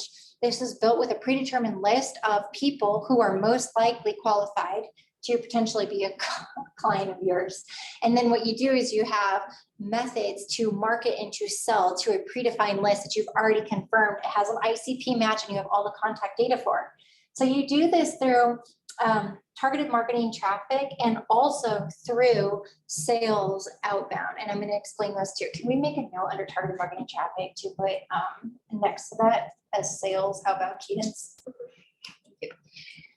So we're going to pretend it says sales outbound cadence next to this. The two work in tandem. So you have targeted marketing traffic. Your targeted marketing traffic should be tactics of marketing that will help attract the right type of customers, potential customers to your website and to your brand. So that could be through social media, paid media, SEO content. It can be through broadcast strategies like podcasts and webinars or other broadcast methods, traditional advertising as an option, radio, TV, et cetera. All forms of digital advertising, could be banner ads, retargeting, remarketing. There are ways through email campaigns. There are ways through several marketing tactics to attract people to the brand. What you want to do is not go just beyond all social media channels because they exist. Just go where your target audience is. You don't need to go to every industry event. Not that events are big right now, but we have some clients that have had $100,000 a year trade show strategy budgets or trade show budgets. They go to the biggest name trade shows in their industry. We're like, great. Now let's trace back the people that bought because of that trade show. We're goose egg. You're shelling out $100,000 a year. And so thankfully COVID caused that strategy to stop for people to reevaluate and be like, whoa, what if we took even a quarter of this and invested this into paid digital strategy? Oh my gosh, now you're finding the exact same people that you weren't getting to come to your booth, or they were just so they could scan their badge so they can win their perks and their gift bag or whatever and take their mints. And they are actually interested in having a conversation, and they raised their hand on Google and they entered in a keyword or a key phrase to finally solve their problem, and you came up. Wouldn't you rather have that traffic than the foot traffic at a trade show event and being able to save money and allocate just a portion of that strategy to that? So it's targeted marketing traffic that makes sense. So you have targeted marketing traffic working. What you are trying to do is get the opt-in. You cannot, or you should not, you can, but you should not market to people that you don't have an opt-in for, speaking in email campaigns. It is so annoying, like clockwork, when I accept a LinkedIn Connect request and then someone pulls my email from it and enrolls me in their newsletter. I'm like, interesting. by accepting your connect request on LinkedIn. I did not opt in to your stupid newsletter. And I report spam on all of them. I'm vicious. I am like, did not subscribe to this. I'm putting in no spam, marking is spam. I'm like, these people need to learn a lesson. That is not how you build brand loyalty. You want to alienate somebody, immediately connect and pitch in the DMs on LinkedIn, or just add them to your mailing list. Like the worst thing ever. Same with attending a show or attending a conference or something. Someone gets your email address and then all of a sudden you're like, why am I being marketed to? Or just the best. You have absolutely no idea how you got on a list. You like can't trace it back to anything. That's my favorite. I'm like, okay, somebody bought this email address out of the database. Do not market to people that have not opted into your communication, and get away from this mass emailing and this newsletter strategy that means nothing. Like, think about it. If you had to challenge yourself to say, is everything that I put in front of this prospect moving the needle in the relationship with them? Or am I literally just spamming them and hoping somebody will be like, what a cool newsletter, I'm going to sign up like for an event or become a client. Like, you really have to think about the value that you're giving them. So at the same time, you have targeted marketing traffic happening. You should have your sales outbound cadence. And a cadence is a series of steps. Again, we use HubSpot. And so HubSpot automates all of this. And then within HubSpot, you have sequences. And then the sequences will have step-by-step. And that's where you can automate your emails that are going out. So here's what we recommend. While targeted marketing traffic is happening, you then have your sales that's working that account list, the account-based sales, which is that targeted list that we already talked about. One by one, they're going to go through the step process. They're going to look at the person's profile on LinkedIn. If they're director level or above, they're not going to send a connect request. They are going to simply follow them and view the profile. Here's why. LinkedIn has turned into the biggest spamming platform ever. And so what we've noticed, and this will change, so ask me in 6 months, but director level and above, the accept rate has gone down to less than 10%. With that, if you follow them, you still get to view all their stuff in the newsfeed and everything that they're sharing. And then you didn't trigger them to be like, I'm not connecting with that person. In fact, you're doing the exact opposite. Follow me. What if my stuff is so intriguing to this person that they think I'm of value that they want to follow me? So it's reverse psychology. It's going to work right now. Then the follow button is going to become spam too and not work. But right now it's working. So it's causing those people to be like, who's following me? And then they're going to look at your profile. We have a whole course on salesbq.com in the training room about how to build your brand and influence on LinkedIn, which is about rewriting your profile and to not be a nasty spammer on the platform. So I highly recommend that you take that course if you're looking at leverage, your sales team's looking to level up, or you as a founder to be able to have a bigger brand and influence on LinkedIn. From there, if it's director level below, you can send the connect request. We're still finding a 40 to 50% connect rate on more functionary end user positions, frontline workers, those that are maybe, if it's like a technology that you're selling, more of a department head or end user of that technology or functionary, seem to be accepting connect request rates. But that director level and above, it's just the rate's gone down to less than 10%. So on that note, you want to get them to view your profile. Your profile should be rewritten in your buyer's language. It's not your opportunity and your current experience to say, we are an award-winning company with blah, blah, blah, blah. It should just be a couple of sentences of the problems that you solve, naming the title of the person that you work with. So we work with CEOs. So my experience section as a CEO is how it starts. Have you experienced a revenue plateau? Like, oh my gosh, here's the biggest problem that we solve. And in the first paragraph, I just call it what it is. And that way people can be like, huh, interesting. Her company solves a problem that we have. No kidding. That's why I put it here. But are you doing that on your LinkedIn profile? Like, you need to speak the language of the buyer. So they land on that and go, well, I wasn't expecting to connect with this person, but they actually solve a problem that I have right now and be interested in a conversation. So that's step number one. Then in HubSpot as an example, now there's other technologies out there that you can automate these cadences. You can layer on an outreach or a sales loft on top of the Salesforce as an example. ActiveCampaign and MailChimp both have some automation capabilities with sequences. Okay, there's others out there, by the way, too. That's just a few. So on that, you're then able to enroll this person into a sequence, and a sequence could be a series of emails and also has like a workflow built into it. So an if they open, if they don't open, then it can trigger the next step in the process. With that, you're working to get one thing, the same thing that marketing is working to get, which is an opt-in. Where does the opt-in capability live? It lives on your website. And the way that you get the opt-in is through lightly gated content. I say lightly, not heavily gated. Some people want to get as much information as they possibly can from someone who's trying to download like a lead magnet, we call them, like a case study, a white paper, something of value in exchange. And they're asking like this many questions. It's like, a prospect's not going to be trained all of that in there. You know, they're like red asterisk required fields. It's like, don't do that.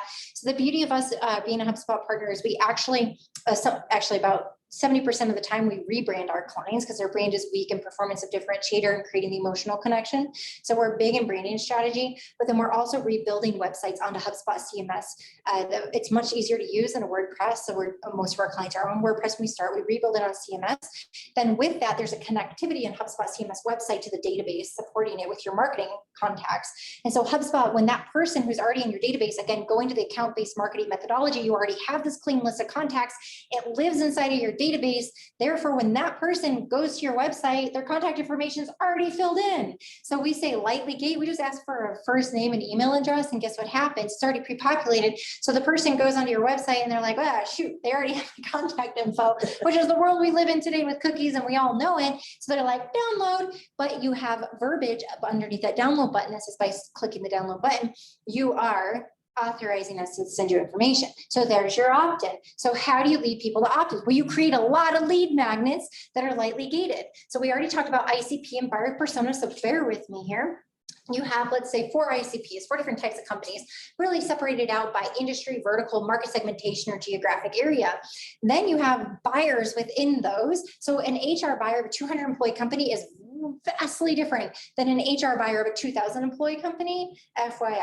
So you should have different buyer personas. So within that, let's say you have 4 ICPs, I'm imagining a grid, and then within that you have 2 different buyers of each. So you have a total of 8 buyer personas. Within HubSpot, you build 8 unique experiences with your sequences and campaigns, and then you build 8 unique landing pages on your website that have 8 unique gated pieces of content that's written in that specific buyer's language that just speaks their day in the life, and they're going to land on that content and be like, holy moly, these people can solve all of my problems. I'm so glad I'm here. And so then you create the spider web of communication to draw that person to that content, to get an opt-in, to get a conversation, etc. So the salesperson is working in tandem with marketing to get this opt-in. So sales connects on LinkedIn. You can also follow on Twitter. You can also connect on, I don't have Facebook. I haven't had it for years, so I don't even know the term there on Facebook anymore. But you can follow them and find them on social media, connect in that way. It doesn't just have to be LinkedIn, depending on who your buyer is. Then you're able to enroll them in an email sequence. So the cool thing is you'll have 8 unique email sequences. And so this one specifically in my scenario is for a 2,000 employee company. It's an HR buyer. What I've done is I have built a series of 5 emails built specific for that HR buyer in their language of all the things that they care about, using key terms and referencing other clients we have that are identical to them in that 2,000 employee space, and all the relevant pains and problems that an HR buyer would care about. And then I keep it super short, and I have a 4-sentence email. And the 4-sentence email, the first sentence is a fact that nobody can argue with. It's a legitimate fact that's relevant in today's day and age. The second line with spacing in between, so it's reading real easy, like on a mobile device or looking like a tweet. And that second line, it's a real short question, asking what they're prepared to do or are doing to solve that problem or get ahead of it inside of their company. The third line is a very short testimonial, factual statement of how you have helped someone else just like them solve that problem. Again, short is the key word here. The fourth line is not asking for 15 to 20 minutes of their time next Tuesday or Wednesday. It's simply just asking, would this conversation be of value for you? Would it be valuable for us to jump on a quick call and chat through this? Would it be valuable for me to connect you with my client that solved this challenge by using our technology to see if it's even relevant or something you should explore? It's a very passive, soft, non-triggering way because you want them to be like, heck yes, I want to learn more how you figured this out because we have this problem. So it takes market research. And this is why marketing and sales cannot be separated. I cringe when I hear they've hired this third-party marketing firm and there's no communication with sales. I'm like, what are you guys doing? You got to be having the same conversation. And so if you're doing through market research, primary research or secondary research or surveys or voice of the customer and whatnot, you have to segment it out into those ICPs and the buyer personas and then build an experience through all facets of marketing communication. And then that transfers into your sales messaging. So your sales outbound messaging needs to match that. And then within it, you need to have your sales enablement materials, so your sales discovery questions. Have you ever had someone sell to you and you just could tell they are like reading off of a list of questions? It's like, is this even a conversation right now? And my favorite part, did you hear what I just said? Because I already answered that question, but you're not active listening. You're waiting for me to stop talking so you can ask your next question, which is super annoying with salespeople. So what we train on, and part of our methodology that we bring forth through our sales empowerment team with our sales team members that we work with through our clients, is that they have to master their sales discovery questions relevant to that buyer. And we actually train a pre-call plan methodology to where before the meeting happens, whether it's a intro qualification call, a deep dive discovery, or a demo conversation, we want to know who the players of that company are that are going to be in the meeting. We do all available public research out on platforms to uncover what we need to know about them. And then we create hypotheses based on the public information. So based on the size of company, where they're located, the industry that they're in, how long that person's been there, their expertise, what we can read on the LinkedIn profile, where they've worked previously, what they most likely know, how they've corresponded and spoken to us before, any prior database notes that are in the CRM. Here's the 5 key questions that we need answered in this meeting. And then we pre-call plan and we role play and we get them comfortable asking those questions conversationally. And then we think through what answers do we want as a result of asking that question. And then we highlight the key components that we're hoping the questions achieve for us in the sales conversation.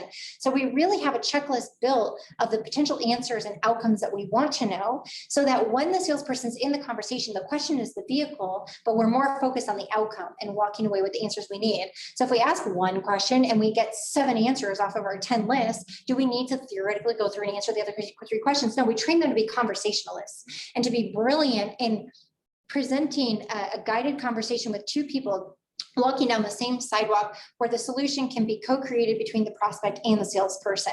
And it feels really safe for that buyer and that prospect.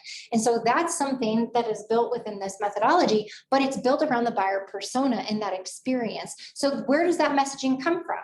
It comes from marketing research, voice of the customer, engaging with clients, and that holistic thing you saw. It comes from customer success, getting with the customer success managers and account managers to understand what's happening with the customers, what's evolving in the marketplace, how are we continuing to solve problems. It's a constant feedback loop, which is why you should not separate out your revenue teams, especially when you're looking at the second stage of scale. You have to have all these pieces in place.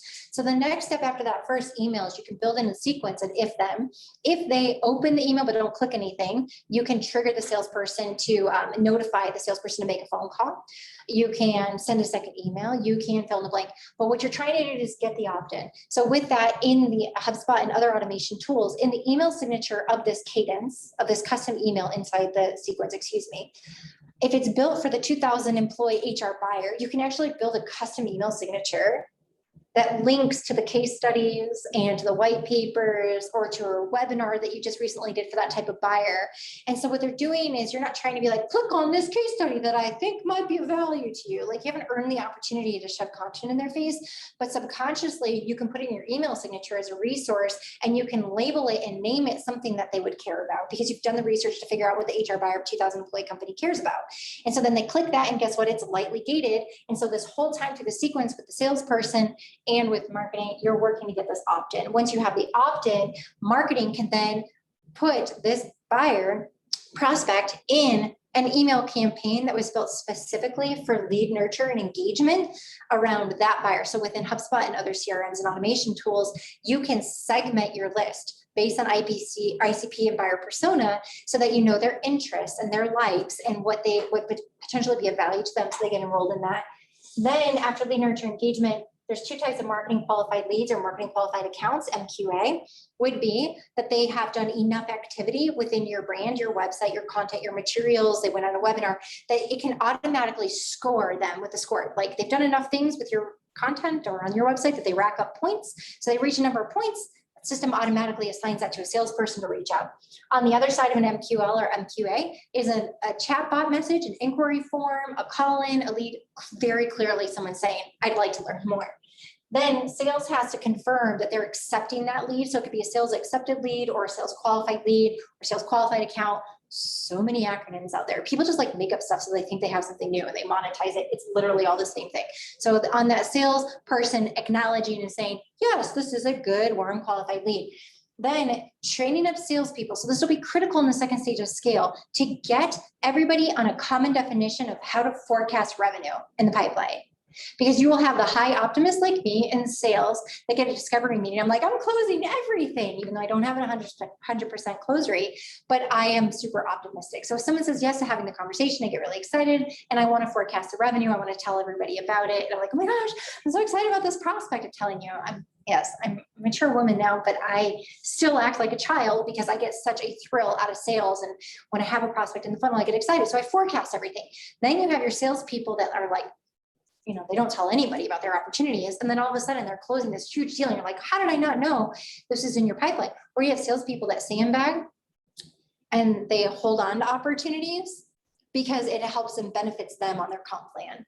So if they're trying to wait until the fiscal year changes, or they want to go into next quarter because they've already hit their bonus kicker for this quarter, they have a deal that could close today, and your company would really love and appreciate having that come on, but they'll like hold it and not tell anybody, and then they'll wait to sign it on at the first start of the new quarter so that they can hit their next multiplier quicker. So salespeople are very selfish, and that's really speaking to that extrinsically motivated salesperson. They're going to have their own agenda. So when you look at common definitions of your sales process, your gates and stages, and so in your sales process, if you do not get common definitions and get discipline from your sales team, you will struggle in your scale. Because you will look at a forecast report or a pipeline report in the CRM, and it looks like it means something, but it means something very different. And so it's getting in with your salespeople, having those common definitions, and also agreeing upon when do we forecast revenue.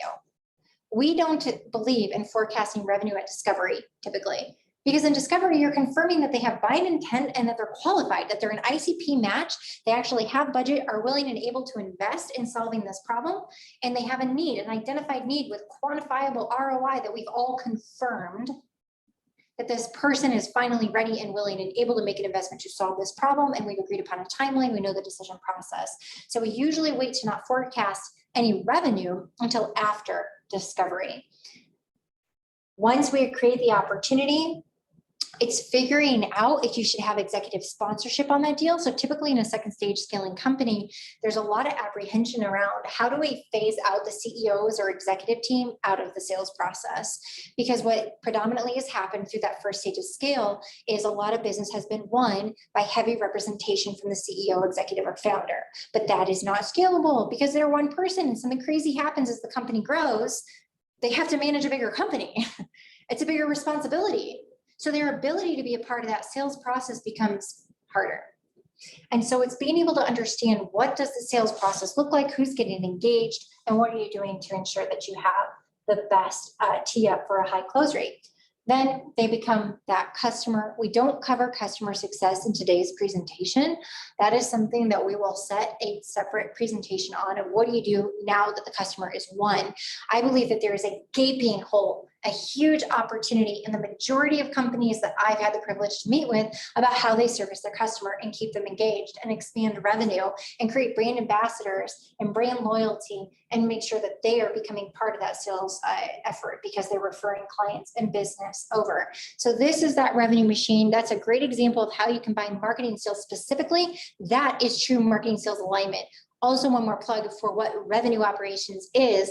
All of that workflow and the processes and the technology and the automation is a responsibility of revenue operations, which many organizations are without. So let's talk about now in a succinct way of how do you build your revenue engine. Audit your data, your people, and your processes. I told you at the beginning of this presentation, we have a resource on our website, 3 of them: a marketing audit checklist, a sales audit checklist, and a RevOps audit checklist. You can use those to audit your own environment, and as a result of auditing, you will produce a gap analysis, which is an identification of the gap between your current state and your desired future state. From that, you can build a plan. And when you build the plan, you will know specifically by revenue department. If you need assistance in building the plan, please download the 12-month template. The 12-month breaks out step by step by step by step by step in each revenue department, marketing, sales, customer success, and RevOps, of most likely what you need to be improving in your organization, since we've done this for so many companies. You then, once you have the plan built, you need to assemble your resources and your team. So don't go it alone. You need to leverage the talent, the brains, and the people within your organization that are going to hit each line item. But you have to be very careful when you're assembling your team. Because expectations versus agreements, this is a big area that can be super cloudy. An expectation that you have of someone, if you don't communicate it, it may or may not happen. So sometimes our expectations go unspoken because we just assume, well, they were in that meeting. You heard me say it, right? Why didn't they hear me say it? Like, let's just get past that. Humans make mistakes. We don't hear things. We don't have the same brains. We don't have the same frame of reference. We don't have the same experience. So when you're delegating an assignment and you have an expectation of someone, clearly articulate, and then my champion thing to do is get them to regurgitate it back to you. If you think that there's any chance they maybe didn't understand it, is get them to share it back with you to confirm that they understand the expectation, what's expected. And then a superhero piece to add on would be having a repercussion if they don't do it, so that there's an actual like penalty of not achieving that. So then your team is very clear on expectations. You all go in this method to execute. It's critically important. Now, we believe in a philosophy of research, test, optimize, and scale.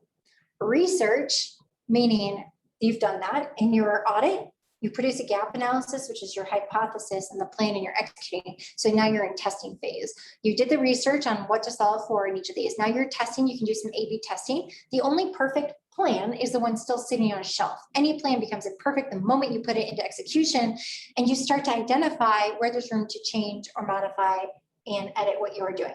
With that, you need to keep track of your KPIs and monitor and measure the results. Once you get through that testing and you start to see something really taking off, you can optimize it, which means put more budget to it, align more resources, more people. Then you optimize it, you see it performing high, and then you are set for scale. And of course, adjust as needed.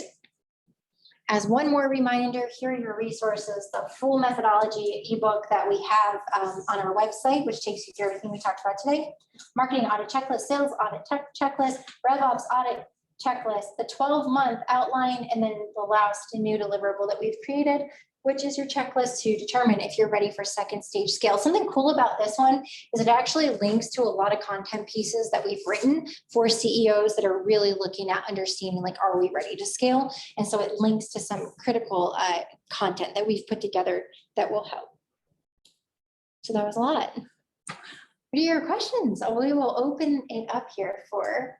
We have one. Okay. So going back to when you were talking about compensation plans for the Yes. salespeople and having like that higher base with a lower commission, what about the high price items and big commissions? Okay, so we're gonna need clarification on that.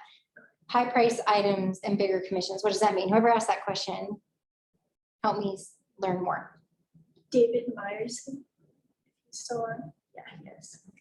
David, can you unmute? Yeah.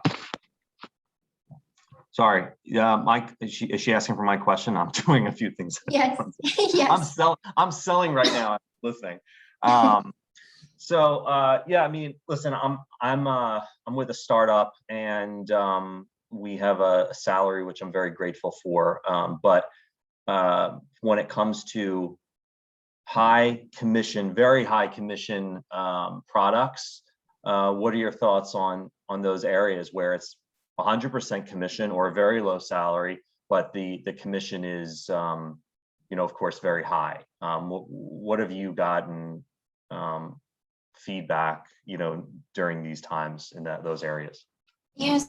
So it just depends. So a lot of the general terms that I've spoken today would be a salesperson that you would see that is not signed up for a commission only opportunity, or one, like if you look at some industries like real estate as an example, or M&A, or selling a product or service that people in the industry are used to super low base salaries and only getting paid when they sell the high ticket big commission deal, that's different. So when it's an industry where that's commonly accepted, and when a candidate, here's a way to break it down. If a candidate's going to interview with you and they also meet with 3 of your competitors, will they see a similar comp plan? Or will they view yours as being cheap because you're not willing to pay a base salary to get the talent and you're trying to entice them to work for you with big upside? That's the challenge here. If it's widely accepted in your industry and there's a lot of people and companies structured that way, then your candidates that are attracted to that position will just already know going in, this is a low base, high commission opportunity. But the challenge is when you're trying to recruit people, that if you have you aligned with 4 other companies and you're the oddball on the comp plan and all the other companies are offering an $80,000 base salary with 100 or 120 OTE, and you're trying to lowball with like a 45 or 50K base, but then entice with 150K OTE, if you're the oddball in that strategy, candidates aren't going to want that. You will find very, very, very few that are willing to take on that risk to get the higher upside. So does that answer your question all right? Yeah, absolutely. Thank you. Okay, great. Any other questions from our virtual participants? You can chat them in and Riley can read them, or you're welcome to unmute and ask.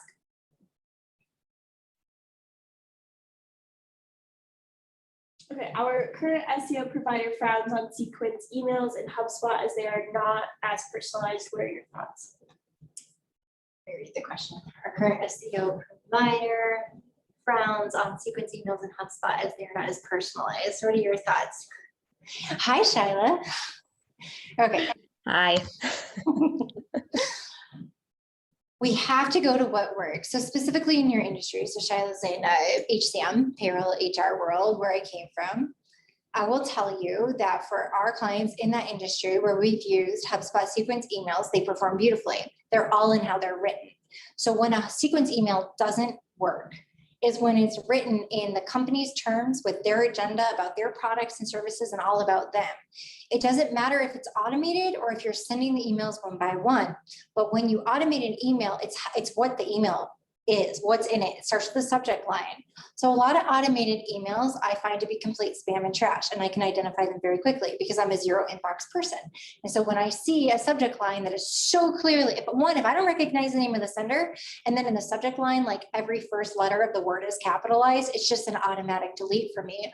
Things that cause me to open it are when they use my name or my company's name, and when it looks like a run-on sentence. So we're huge fans in that. High open rates on email subject lines that will start, and that is a token that you can use through automation, Shyla, and HubSpot, is to say first name, comma, and then start your actual start of the email. Then in the body of the email, don't start over with, hi, Mary, and then start your, no, don't do that. Because if you think about people read emails on their mobile phone, usually, then what can happen is if you do like the first start of the sentence and then pick up the remaining part of the sentence, and you can use a ... to do that and finish your statement and go into it. If it's short, factual, and non-triggering and relevant to them, then it absolutely will work. So someone who may say automated sequences through HubSpot don't work, I would say that's absolutely true. And it would be any other system that's automated if the emails aren't good. And if your emails aren't personalized. So one cool thing in the methodology that we use is we dissect those ICPs and buyer personas to such a granular level that you could have 8 different types of email sequences. And so you're not relying on one set standard email sequence. And this is where a lot of companies get in trouble. So one of our clients that we just took over, they have a third-party marketing partner. They're a HubSpot partner, that agency is, and they have one sequence with 5 emails in it. One sequence, but they have like 30 different ICPs and buyer combinations. And so what we did, because they have a super low open rate and response rate to that email, is we just X'd that email and we brought in 30 different sequences. And so each sequence is so highly customized. So it's a lot of work on the front end, but it's so highly customized to the person receiving it, even though it's not handwritten and specific based on a profile outreach at that point, that it has, it's like quadruple the open rate on these and click-through rates and response rate on these emails because we're speaking that buyer's language. So to your point, Shyla, 100% any system, not just HubSpot, sending automated emails that don't speak to the buyer, they're going to just be deleted. They're going to be spam. They're not going to have a high open rate. But at the time, attention, energy, and detail is put into constructing it the right way and creating multiple sequences across multiple ICPs and buyer personas, then you have the personalization that most automation lacks. Is there another one here? No, We'll we go have in the a room. long one from Okay, Wendy, I'm going to read this. Hold on a second. Okay, our company is not set up currently for sequenced emails via the CRM. But we try to use constant contact to reach our assorted business verticals. The constant contact communications are individualized for the vertical, like content is geared, crafted toward a corporate client and the corporate vertical good, and geared to a venue in the venue vertical. What do you think of this strategy? So constant contact and MailChimp, where I struggle with them is 2 areas. One, as a first level strategy, I'm fine with it. You're obviously bringing in the customization, which is fantastic. And you're doing it by vertical. That's a huge leg up in the world of automation for emails. But Constant Contact and MailChimp have low deliverability rates. They're tough platforms to work with. We've noticed when you have, as a HubSpot as an example, again, we are biased to that technology. We love it. We're passionate about it. We use it ourselves. We are our best case study in this. And majority of our clients use it. So we have the data to back it up. Opinions are valuable, data is priceless. We're huge fans. Regardless, when you use a technology like HubSpot, where the email automation is tied to the database and it's tied to your website, the power of the data and the insights and visibility goes through the roof. Because why are we doing automated emails? We're doing automated emails to cut down time for prospecting to attract people to the brand.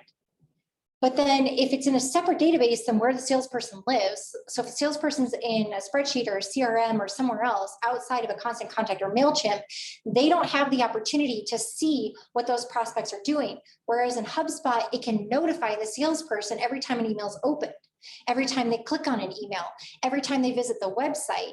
And so that connectivity, by having it all be in one system, allows salespeople to be alerted, or marketers to be alerted when there's activity by a prospect. And then you can pick up the phone and you can engage, or you can intercept right when they're on their website. What if they got an email from you? What if they got a phone call from you right when they're on the website? Or you sent them a LinkedIn message right when they were there. It's like, whoa, I'm on your website right now. You are? Like, I had no idea. It's crazy, but it works. But if you're independently operating in a Constant Contact or a MailChimp, you lose that. And so you don't have that. But is it an okay strategy today? Absolutely. Is it a great first level strategy to just start getting personalization and start attracting people to the brand? 100%. But I would definitely look at, as you're going into that second stage of scale, that an investment is made to have it in one single solution. Any more? Okay, questions in here in our room. You go back to that slide about that entering that second stage of growth and not having a clear plan for what's next or how to start. What do you find is the most common denominator for people to get going? They just don't know what the root causes of their problems. So this audit process allows you to identify the root cause. So here's an exercise I want to give you to figure out where to start. One is with a bunch of sticky notes with a bunch of people in the room around your team. Where do we think our biggest problems and challenges are with the company that are prohibiting us from this growth or scale? Then everybody can put the sticky note up and do it on a whiteboard. So then what you want to do is nominate a couple team members to go back up to the board after everybody put a sticky note up. Then you're going to put them in clusters based on common themes, and you want to spread them about on the whiteboard. Then you're going to grab a marker. You're going to put a circle around the cluster. And then you're going to look at what's causing another problem to happen. So this problem we have up here, what is it a result of? What's causing that? And it's probably another problem on here, so you can draw a line. What you want to do is draw all the lines back to the problem. And what happens every time is, of your cluster of 10 problems, there's the majority of lines are driven back to one or two places. That's where I would start. And that's where you have to figure out the root cause of what everything is stemming from. Because you don't want, in your where do we start? You don't want to solve surface level problems. You want to solve the root problem. Can I give you an example? We have an underperforming salesperson. Not we, I'm speaking theoretically, because I am a salesperson. I hope I'm not underperforming. We have an underperforming salesperson. Let's replace them because they're just not performing. Okay, hold on.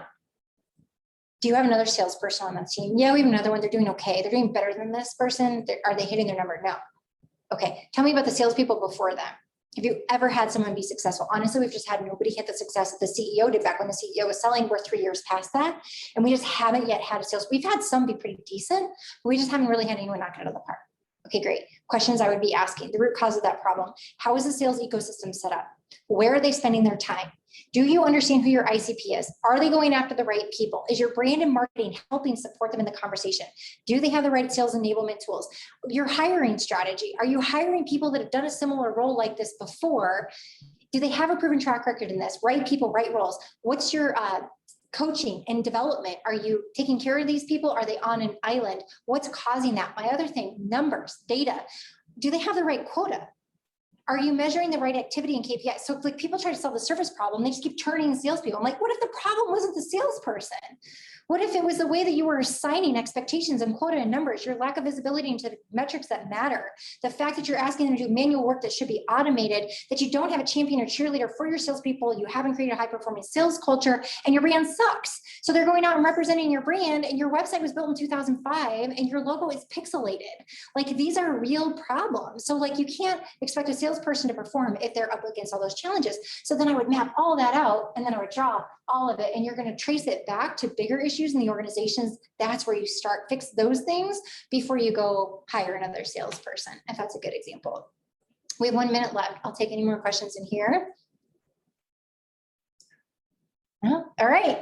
I'm gonna give you guys back a minute in your day. Thank you, everyone. Thank you, everyone that joined virtually and in person. It's been a pleasure being with you. Thank you. Thanks.